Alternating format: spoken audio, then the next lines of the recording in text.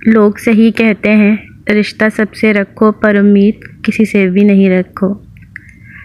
आपके पीछे बात करने वाले दरअसल आपसे बहुत पीछे होते हैं। वो जो दिल के करीब था, न जाने किसका नसीब था।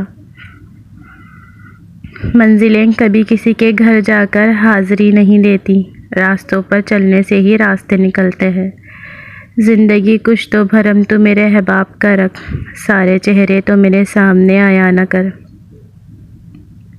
मुझे इसलिए भी पसंद हैं दर्दमंद लोग, खुद तो टूट जाते हैं मगर किसी का दिल नहीं तोड़ते।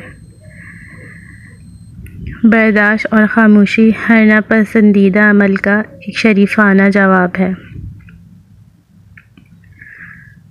मुझे जब जब दिलासे की ज़रूरत थी, मैंने तब तब तुम्हारे राब्ते का इंतज़ार किया।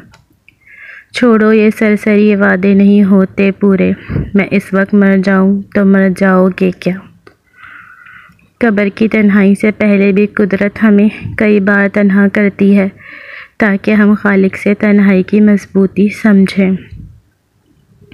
झुक जाना मेरी तरबियत में है, वरना इतने भी मुअज़्ज़ज़ नहीं हैं आप।